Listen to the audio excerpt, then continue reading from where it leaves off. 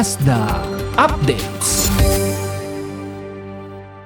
Isinagawa ng TESDA Provincial Training Center Leyte ang matagumpay na releasing of toolkits para sa 49 na scholar ng Driving in C2 galing sa Batch 1 and 4. Sa ilalim ng Special Training for Employment Program o STEP, dinaluhan ang nasabing aktibidad ng mga scholar, trainers, at mga kinatawan ng tanggapan. Bago isinagawa ang pamamahagi ng mga toolkits, nagkaroon muna ng isang maikling programa kung saan nagbigay ng mensahe ang mga opisyal upang hikayatin ang mga scholar na pagbutihin pa ang kanilang pagsasanay at gamitin ng maayos ang mga kagamitang kanilang natanggap. Binigyan diin sa programa ang kahalagahan ng disiplina, responsibilidad at tamang kaalaman sa larangan ng pagmamaneho bilang paghahanda sa mas marami pang oportunidad sa trabaho. Ayon sa TESDA, ang mga toolkits na pinamahagi ay magsisilbing mahalagang suporta sa praktikal na pagsasanay ng mga scholar upang higit nilang mapaunlad ang kanilang kakayahan at kumpiyansa sa kanilang napiling larangan.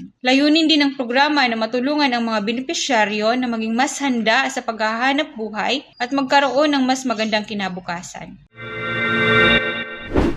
Opisyal na isinagawa ng TESDA Region 9 ang turnover of leadership ceremony sa Dipolog School of Fisheries sa Alingan, Dipolog City noong ika-28 ng Mayo ngayong taon bilang bahagi ng pagpapatupad ng mga bagong leadership assignments sa Zamboanga Peninsula. Ang aktibidad ay sinagawa alinsunod sa TESDA Order No. 290 Series of 2026 na nagtatakda ng mga bagong assignment at designation ng mga opisyal sa iba't ibang operating unit ng ahensya na epektibo simula Hunyo 1. Sa kanyang mensahe, binigyang diin ni Acting Regional Director Alan T. Bacatan na ang pagbabago sa pamunuan ay bahagi ng patuloy na pagsisikap ng TESDA na mapanatili ang mahusay na pamamahala at epektibong paghahatid ng TVET sa rehiyon. Aniya, bagamat may mga bagong tungkulin at responsibilidad na hahawakan ang mga opisyal, nananatiling pangunahing layunin ng ahensya ang pagbibigay ng dekalidad na skills training at mas maraming oportunidad para sa mga Pilipino. Binigyang pansin din sa programa ang opisyal na pagsasama ng Sulu sa Zamboanga Peninsula sa ilalim ng Executive Order No. 91 na inilabas ni Pangulong Ferdinand R. Marcos Jr. na inaasahang magpapalakas sa koordinasyon at paghahatid ng mga programa at serbisyo ng TESDA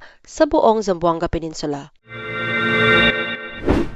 Matagumpay at opisyal nang nagtapos ang World Skills Philippine Eastern Visayas 2026 Regional Skills Olympics na pinangunahan ng TESDA Regional Office 8 na idinaos noong May 19 hanggang May 21. Nagumpisa ang tagisan ng galing at diskarte noong May 19 sa pamamagitan ng isang masiglang mini parade sa loob ng ACLC College of Tacloban, Fatima Campus.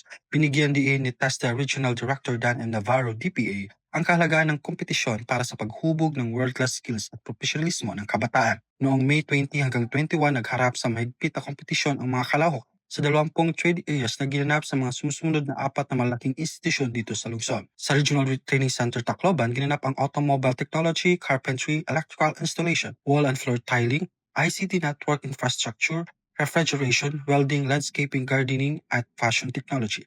Sa ACLC Tacloban, dito sinalang ang cybersecurity, graphic design, IT network system administration, software application at web technology.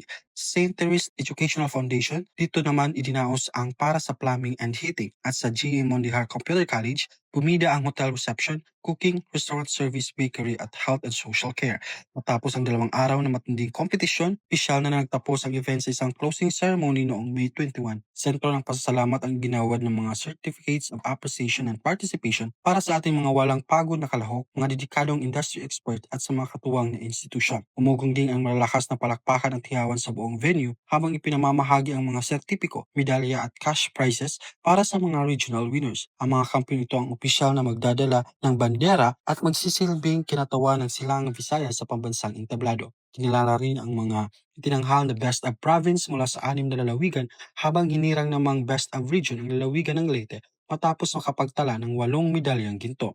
Sa kabuuan, muling pinatunayan ng World Skills Philippine Eastern Visayas 2026 Regional Skills Olympics ang kahalagahan ng husay, dedikasyon at pagkakaisa sa paghubog ng world-class na manggagawang Pilipino tungo sa mas matatag at maunlad na kinabukasan.